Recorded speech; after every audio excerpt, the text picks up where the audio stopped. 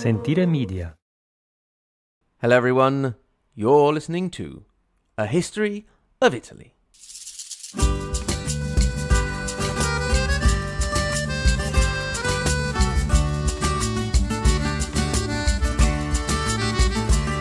Episode 106, An Imperial Tour of Italy, 1327 to 1329. E così ritorno su, lascio i colli nelle valli, tra due salici piangenti, io ritrovo la speranza di un amore che ormai fu.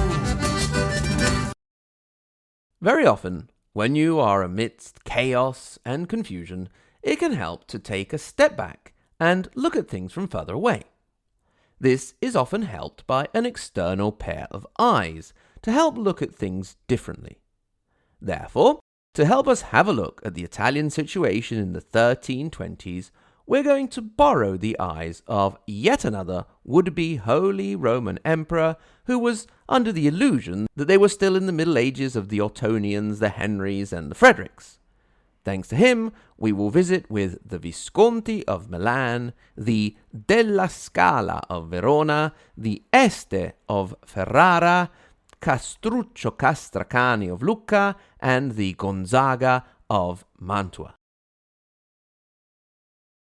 The man in question was Louis IV, known as the Bavarian, which sounds pretty cool, Louis the Bavarian, but it was actually used as a sort of insult, as if to say, Holy Roman Emperor, pfft, your influence goes no further than a bit of Germany. Anyway, after the death of Holy Roman Emperor Henry VII, in 1314, Louis was elected King of Germany by the German nobles. He was the first of his line, the Wittelsbach, to receive the honour and, of course, the headache. This was an example of how the electoral system in Germany stepped in to override the hereditary system. I mention this because the previous king of Germany, and then of Italy, and then Holy Roman Emperor Henry VII, did actually have a son who could have inherited, Johann I, and I mention him because we'll come back to him in a bit. He would become king of Bohemia. Now, the new King Louis sought straight away to get the Pope on his side. The Pope at the time was that determined and aggressive John the 22nd, whom we have seen launched an actual crusade against the Visconti of Milan. The Pope was not too keen on jumping on board with the new guy, since his election had by far not been unanimous, and the Pope didn't want to rock the boat too much, and hoped to remain neutral. The desire for neutrality, obviously, pushed Louis to an anti-papal position, and soon enough, would you believe it, he made good on that old tradition of kings on Germany to head down into Italy. So, what was the situation he came down to? Well, we've already mentioned a few of the names here and there. For example, when speaking of the start of the Signorie as they substituted the institutions of the communes, or in the Battle of the Bucket. But let's take advantage of King Louis's point of view to have a better look. Just a reminder, the Signorie were the hereditary regimes of a single family that substituted the communes between the 13th and 14th centuries. We've had quite some time to talk about the Visconti and their takeover, loss to the Della Torre, and then retakeover of Milan, and then surrounding areas and cities, all the while fighting off the opposition and even crusade, as we saw, from Pope John the 22nd. At the time of the descent of Louis the Bavarian, the Signore of the Visconti was Azzone, and they were going through a moment of decline, as another family star was on the rise, that of the Dalla Scala of Verona. So, let's take a moment to talk about the lovely city of Verona. This is the city of Romeo and Juliet, and although she never really existed, you can find Juliet's balcony there in a courtyard. There is no swimming pool in said courtyard, so the Claire Danes and DiCaprio scene would not have worked very well there. I remember that the last time I visited, tourists had the particularly disgusting habit of sticking chewing gum to the wall under the balcony that created a gross collage of colours. However, I believe that in recent years there has been a clean-up operation and you now can get a hefty fine for sticking your gum there, and quite right too. Verona is also well known for its beautiful Roman amphitheatre, which is still functioning today as an open-air arena where you can go and see concerts and operas. In more recent times, Verona has been a centre of attraction for some controversy. You see, the town council of Verona is in the hands of the Lega, the League, the right-wing anti-immigration party. This has made it a centre of attraction for events such as the Family Day, which officially is an event in favour of the traditional family, but is in fact an anti-LGBTQ event. More recently, Verona has been in the news again for revoking the honorary citizenship of an anti-mafia journalist, Roberto Saviano. Critics speculate that this could be due to the harsh criticism by the journalist of the League Party and its policies, as well as criticism of scandals such as the misappropriation of €49 million in party funds. Back in the 13th and 14th centuries, Verona's position was convenient for trade. Placed in the opening of the Adige Valley, it was a strategic stopover point for people heading up over the Alps or on their way down, and you could navigate along the river from the city all the way to the sea. This meant that in the 12th century, trade flourished, and so did the nascent merchant class, which managed to throw off the yoke of noble rulers and form a commune. The beginning of the end of said commune came in 1261, when a prominent merchant, Mastino della Scala, was elected podestà and captain of the people. Mastino translates into mastiff, a breed of dog. Mastino was selected not so much due to a violent coup or general military prowess, but for his skill as an organizer and administrator. The new signoria was actually really set up by Mastino's brother and successor, Alberto, who ruled within the confines of communal structures until 1307, when his three sons, Bartolomeo, Alboino, and, wait for it, Can Grande, meaning big dog, took over. By 1311, Can Grande was on his own, and this was also the year in which he was named as the imperial representative by Henry VII.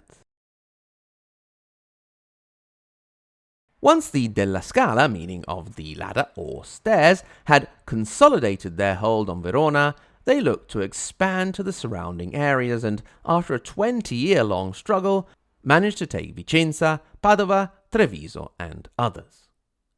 That brings us more or less back to the descent of Louis IV, in which the Dalla Scala, while siding with the pro-imperial Ghibelline coalition that included the Visconti, hoped to take advantage of the Milanese moment of weakness to further their advantage. Before we continue with the descent of Louis, however, we need to take a look at one of the other big players in northern Italy at the time, the Este of Ferrara. The family was of antique noble origin, dating back to the times of Charlemagne, and had been granted the title of Marquis or Marquis of the city of Este. Never quite sure how you pronounce that. I should perhaps look it up. In the current-day province of Padova, in the northeast of Italy. It was Orbizzo II of Este who moved the court to Ferrara in the late 12th century. Orbizzo also managed to get involved in the peace negotiations between Holy Roman Emperor Frederick Barbarossa and Pope Alexander III. They had some issues actually holding on to Ferrara due to the opposition, particularly of the Salinguerra family, but in the end, thanks also to the help of the Republic of Venice, they managed to get a definitive hold on the city. We visited Ferrara briefly when we were talking about Venice, because it was the succession crisis after the death of Azzo VIII d'Este that ended up starting a war between Venice and the papacy, in which Venice came out the worst. Speaking of visiting Ferrara, I do highly recommend it. It's not too big, so you can get around easily and parking isn't too bad. You can visit the lovely castle with a moat in the centre of the city and even take a boat ride around the moat, although the boat is almost as wide as the moat itself. They have an excellent buskers festival in the autumn. To come around full circle to our 1327, the guy in charge in that year was Orbizio d'Este III, although we have also spoken about his brother, Rinaldo, who was one of the heroes of the Battle of the Bucket.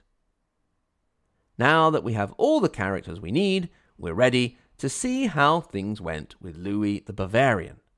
Before we go there, however, a last word from our sponsors. So, King Louis of Germany and his new band of buddies had a good old diet in Monza, where Louis was crowned king of the Kingdom of Italy with the Iron Crown of the Lombards. While they were there, they had a good old gossip and whinge about the Pope. With alternating progression, he made his way down to Rome, where he was crowned. Obviously, he was not crowned by the Pope, also because the Pope was back up in Avignon. The crowning was done by the captain of the people of Rome, Giacomo Sciarra, a member of the powerful Colonna family.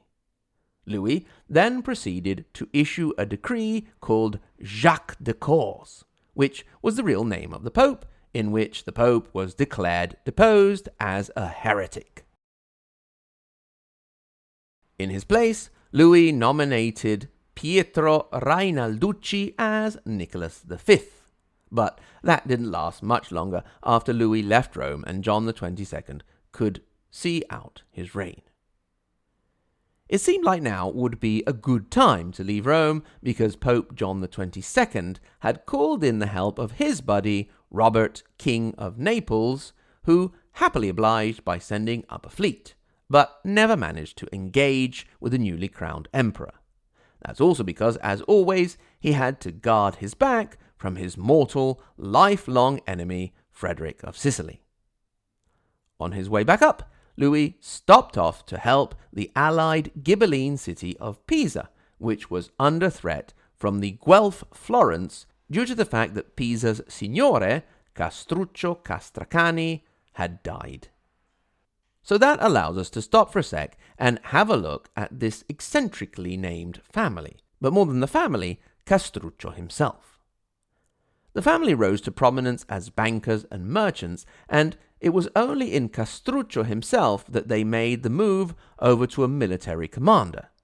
Indeed, Castruccio was an example of one of the condottieri, the sellsword military leaders, who became so powerful and well known due to his military prowess that he was able to set up a signoria and even become a duke.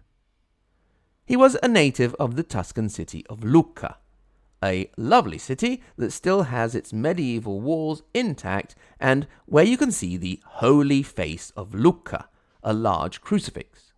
If you are fans of the Rex Factor podcast, you'll know exactly what I'm talking about.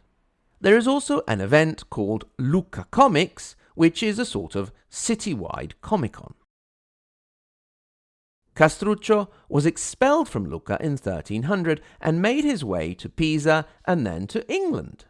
His military skill allowed him to win many jousts and won him the favour of King Edward I.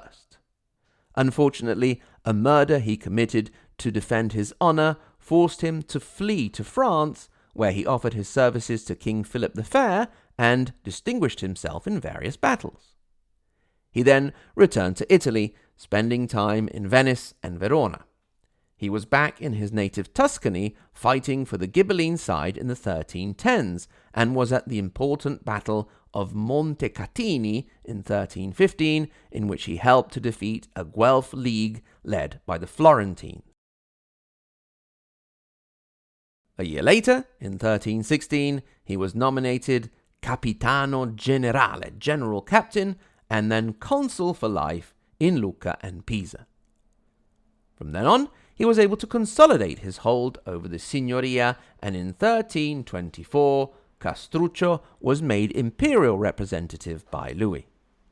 1325 saw him participate in the two important battles of Montepascio in Tuscany, where he again defeated the Florentines, and of course the Battle of the Bucket later that year, again on the winning side of the Modenese Ghibellines. He died at the age of only 37 in 1328, which brings us back to when Louis stopped off in Pisa. At the time, Castruccio was planning yet another attack on Florence itself.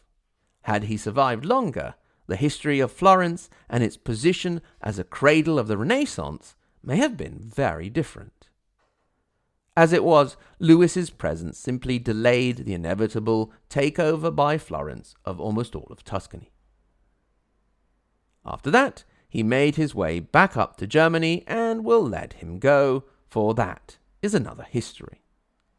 Suffice it to say that his turbulent relationship with the Pope would last for the rest of his life, while the Italian signori would make their peace with John the 22nd. We will use Louis one last time to mention that in 1329 he also named Ludovico or Luigi I of Gonzaga as imperial representative of Mantua. Now the Gonzaga are a pretty big deal in Italian and European history. Indeed, descendants of the family would eventually marry into the Habsburg dynasty and see two empresses and a queen of Poland. They originated, would you believe it, from the town of Gonzaga in the current-day province of Mantua. They were first officially mentioned by our old friend and heroine Matilda, Countess of Canossa, back in the late 11th century. Indeed, the Gonzaga were close to the monks of the abbacy of San Benedetto in Polirone, founded by the Canossa family. The founder of the dynasty is considered Filippo Corradi da Gonzaga, which is interesting because Corradi is my surname.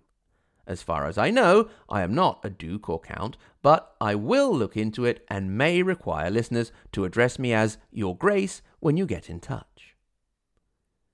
The big moment for the dynasty came when Luigi or Ludovico I managed to oust Rinaldo Bonaccorsi, Lord of Mantua, and take his place in 1328. The Gonzaga would eventually become dukes and rule over Mantua until 1707, almost 4 centuries. Mantua is well worth a visit. To keep with the Romeo and Juliet theme, it's where Romeo goes in exile and then receives the news that Juliet is dead. It's not a huge city, so you can visit it in a day or two and even go for a boat ride, as it is surrounded on 3 sides by a lake, and then you can go along the Po River. Like many Italian cities, you can also stay there much longer and still not see everything there is to see. The castle is also quite impressive. Well, the time has come to thank Louis IV, Holy Roman Emperor, for allowing us to follow him on this trip to get to know some of the signorie, the hereditary single-family ruler system that were by now consolidating in northern and central Italy. Thanks to him, we visited the Visconti in Milan with Azzone, the Dalla Scala in Verona with Can Grande, the Este in Ferrara with Obizzo III, Castruccio Castracani in Pisa and Lucca, and the Gonzaga with Luigi in Mantua. Thanks very much to Louis for that visit. Thanks very much also to all of you for listening. Thanks in particular to my lovely Patreon supporters, starting with the second half of the Margherita Hack and Galileo Galilei level Marxist-Leninist Sicilian, Mike M. Neville, Paradise, Patrizia K, Renee B, Roberta D, Rod L, Rodney N, Rudy F, Sam, Scott L, Sean M, Shelby, Stephen, and TO5, And of course, the tippy-top Maria Montessori and Dante Alighieri level, Paolo, Lisa K, JW, Andrew M, Brandon S, Maxime, David A, Peter W, Kevin O, and Sen. Also, a very, very warm welcome to the first Patreon supporters of 2021, and that is Edward K, Ryan D, Beppe F, and Francisco. And thanks very much to Sean M for moving up to the Margherita Hack and Galileo Galilei level, and thank you to Demetrio M for moving from the Giuseppe and Anita Garibaldi level up to the Matilde Di Canossa and Giuseppe Mazzini level. Remember, if you wish to get in touch, you can do so hello@ahistoryofitaly.com. At the same URL, ahistoryofitaly.com, you can have a look at our website where you can click through to our social media and also get in touch in that way. You can also go to our support page and become a Patreon supporter and have access to extra content. You will also find maps and timelines to help you navigate our country's complicated history. Once again, thanks to everyone so much for listening, and until next time, arrivederci.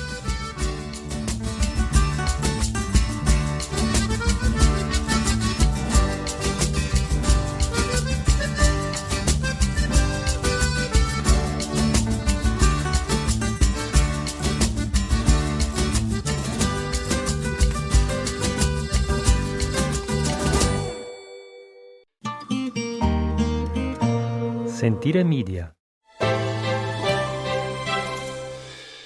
Hey, podcast producers and show hosts. Do you want to join a podcast network that celebrates all things Italian? At Sentire Media, we understand the allure of Italy and its unique culture. Our devoted team of hosts and producers are all driven by their shared passion for Italy. And we work tirelessly to create the best lifestyle podcasts and content that will whisk you away to the very heart of Italy. With us, you can savor the mouth-watering flavors, get lost in the stories from the past, break down the cultural barriers, and truly immerse yourself in the vibrant traditions of this intoxicating country. If you have a great podcast idea or are already in production and would like to join Sentire Media, head over to sentiremedia.com, that's SENTIRE media.com, and find out how to submit your show.